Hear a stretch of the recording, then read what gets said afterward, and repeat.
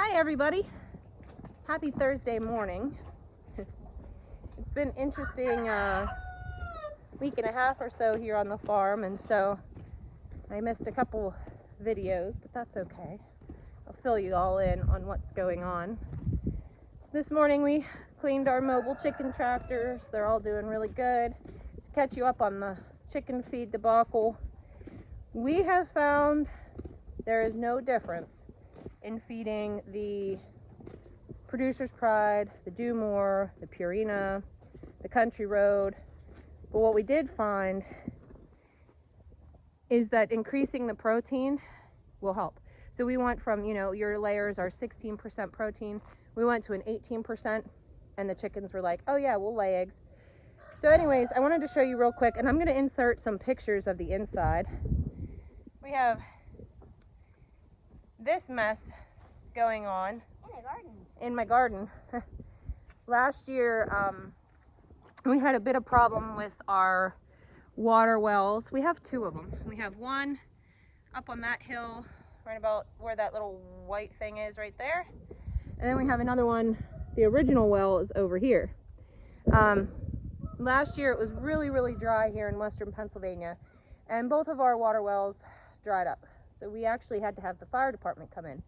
This is a long drawn out story, a story of the gas well company sealing off our original well, having to put us in a new one, and it wasn't that great because we sit over top of coal mines, so they can't go too far down.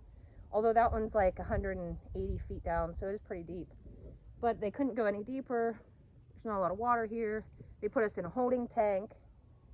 They didn't do it when anybody was home. They came in real quick and threw it together, and it turns out they got a crappy tank, and they didn't put any sand or gravel at the bottom, and they put way too much dirt on top. So you can't put more than 3 feet on the top of a concrete holding tank. Fun fact, in case any of you are putting in septics or whatever, no more than 3 feet. And I'll insert the pictures probably somewhere in here. But what happened was, we had water brought in from the fire department, and they would bring us 1,000 gallons, and we didn't even have it for 12 hours. It was gone. You can't use 1,000 gallons of water. I don't care what you do, unless you leave the faucet on out in the barn. You can't use 1,000 gallons in 12 hours. So we knew there was a problem. So I told Jeff, I said, now, while it's not gardening season, dig it up and we will see what's wrong. He dug it up, and the entire thing is cracked. I'm surprised it didn't cave in. The whole top is cracked. All 4 corners are cracked. Guessing the bottom's cracked. So we have to replace that. But what we did do, so we don't have any more water issues, is we piped gutters from our house, which is just right here, into this holding tank, which he's going to have to put into the new holding tank that we're going to get, so that when it rains, we have water from the rain collection. We'll be able to collect 1,000 gallons at a time, so we'll never have a problem again. That, and I want to put in a pond this year, which is probably going to be another video, because your girl's probably going to end up doing that by herself. I'll help you. Well, you can't run the backhoe. Yeah. Anyways, I thought I would fill you guys in with this, because this is, this is something that you guys don't probably think about. We didn't think about. These were people that were supposed to be professionals coming in here. Wait till you see the pictures. They were supposed to come in and take care of it and do the right thing, and they didn't. They cheated us, which is all too common in this day and age, I suppose. But once this is done, I'm going to come in here and clean up the garden beds and get everything ready to plant, because we're having unusually beautiful weather.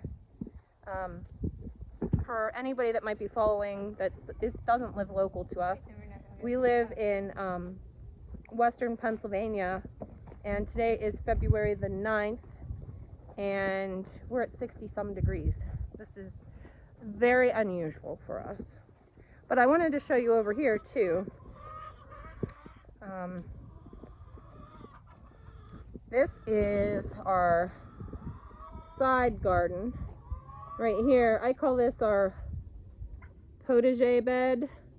So last year I grew flowers here and some vegetables and a lot of medicinal herbs. We'll come in and we'll clean this up, but a lot of those were perennials, so a lot will come back. But beyond that, where these chickens are here, was always my bean garden. So this year, I think I'm actually going to take the fence down in between, and I'm going to make this medicinal garden twice as big because I have twice as many things to go into it. So that's going here. And the chickens, like I said, oh yeah, the sorghum. The chickens are actually just conditioning the soil in their chicken tractors. I'm moving them around in that little area. And then we'll till that in. Like I said before, I don't really prefer a tilling method. I prefer a no-till method. But when you're trying to condition your soil and you're trying to do it quickly, sometimes there's no way around that. So for right now, this is my tiny little greenhouse. It's not tiny, it's like 8 by 12, so it's a decent size. It has turned into a massive storage area, which is great. I have pictures and I have stuff for farmers markets just thrown in here and tables for the farmers markets, and yeah, I have all kinds of stuff, even charcoal. Your onions and a jacket. Yeah. Oh yeah. Whose jacket? Yours? No, that one's yours. I have mine in my. We'll take it in. There's a little spider nest in it. Anyways, come on. I also have my scale that. Scooch. I also have my scale that I weigh the lambs and stuff on. I think I want to take this down to the barn, so that I have it close and I don't have to carry my baby lambs. Thank you. And my house. I thought the wood siding would be cute. I love the wood siding. I stained it once. It doesn't look, it faded. It's not good. Anyways, and the other big thing that I have to do while the weather is going to be nice is play with this. The manure spreader.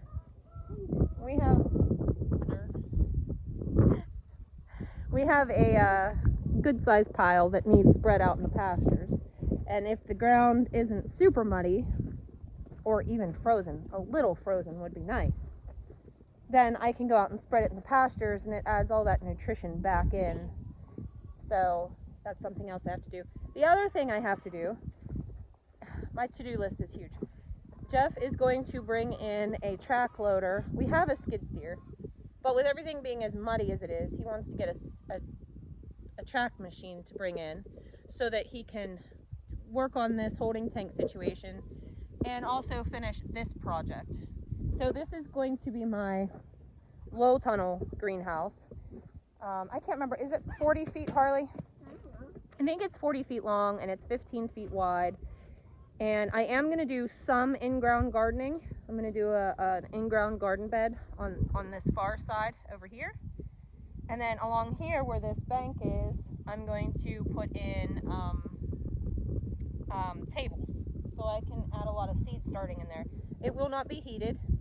It's not gonna be heated. And it will have one door and a man door over here. So this is going to allow me to grow much further into our growing season and allow me to start a lot more seeds than what I can currently start. You're not starting more tomatoes. Lots of tomatoes. No! All the tomatoes. Anyway, so that's this laying here. I have the film for it and the frame and everything. It's all here. It just needs put together. But this needs leveled out better before I can put it in because I would like it to be level. And then for the in-ground gardening part, which I'm probably going to do small raised beds because I prefer them. But I'm going to have to bring in some compost and soil to put in there because this is just, you can see it's just clay and shale. That's all it is. We have crap for dirt here. But that doesn't mean you can't fix it. You can fix it. Yeah, you literally do have crap for dirt. So that's pretty much it for today. I just wanted to kind of catch you guys up. I have a lot of leather work to do. I'm trying to get my orders caught up, and I am not taking any more custom orders for the summer. That way I can focus. On the garden because we were putting, oh, I'll show you that real quick too while I have you guys here. Putting in a whole nother garden bed. So you see I have this big bed over here, and I have the ones here on the side of my house. I actually have another bed, it's a long skinny one, over by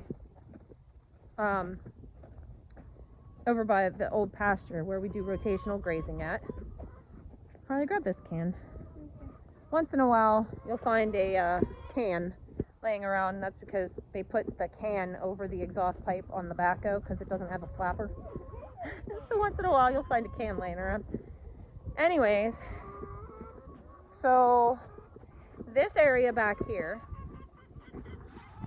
behind the house, so this always used to be pasture. Here, Harley. There you go. This always used to be a pasture. We took the fence down because we've started rotationally grazing even our horses. So we do everything with a movable fence because it makes life much easier. So I'm in the process of taking out all the posts and everything.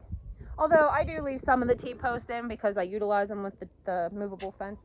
But anyways, this particular area back here, this corner, it doesn't hold the grass well. The grass just dies. So the chickens, of course, are here, and they are going to fertilize this soil, and we're going to till it in. And I don't expect a whole lot out of this ground this year because we're just starting things now, and I surely don't have enough compost to go around. But this is going to be a whole nother garden bed from these white posts over here, which will be going the whole way probably to about where this little hump in the ground is right here. That's a sizable bed. I'm taking on more. I think I'm going to put the beans back here and a lot of squash back here because it's a wide open space. I can trellis it easily. And beans do well in crappy soil, so we're just going to move those over here. I really don't have a lot more places to fence in for a garden before I'm taking up valuable pasture space. But this is not valuable pasture space. I don't even put animals here after the very beginning of spring because grass just doesn't grow. So the root system has been... What used to happen is I had a barn here for my horses, and this is a long time ago, and this L-shaped pasture, they would come back here and they would stand, and they would wait to go into the barn. Well, the root systems of this soil is just destroyed from the horses running back here and, playing back here and waiting back here to go in. And we used to toss the hay out here for them. And so it had a lot of horse foot traffic. And I love my horses. They're not a very practical homestead animal unless you need transportation. So, but I mean, I'll always have them because they're my passion. But they're not very good on the ground. They're rough on the soil. A lot of dandelions grow back here. Dandelions, aside from having nutritional value for us, aren't the greatest for anything else. They are. Anyway, that's probably going to do it for today. I just wanted to pop on here and give you guys a really quick video, a quick what's going on. We are currently subcompact tractor shopping, so I will add some clips of some of the tractors we're looking at. We just went and looked at Coyote last night, which I really liked. I really liked it. I did. It's going to be my little everyday vehicle, if you will. It's going to be a big help to me. It's going to save my back in the long run. So we're going to get it with a loader and maybe a mower deck because Mama likes to mow grass and our lawnmower has seen better days. Hi, buddy. What you got? No. And one last thing. I don't know if you can see it. Fuzzy caterpillars. A lot of people don't believe that fuzzy caterpillars can... He peed on me. A lot of people don't believe that fuzzy caterpillars can predict the future, or the future weather. I follow the little fuzzy caterpillars, and I've never been wrong. I predicted that this was going to be a really mild end of winter, but an average beginning of winter. He got beat on by a worm. Anyways, I don't know if you can see him. He's almost completely brown. He has a little black at the beginning, a spot of black in the middle, and the rest of him is brown. Guys, winter is pretty much over, which is good. That means you have more time to grow more food. But don't be tricked, because we could always end up with a late frost. And that would destroy your plants. But we'll talk about that another time. Anyways, guys, that's going to do it for today. Let me put this little guy down. Get off there, buddy. Don't eat him, pretty turkey. And we'll see you guys in the next video. Bye.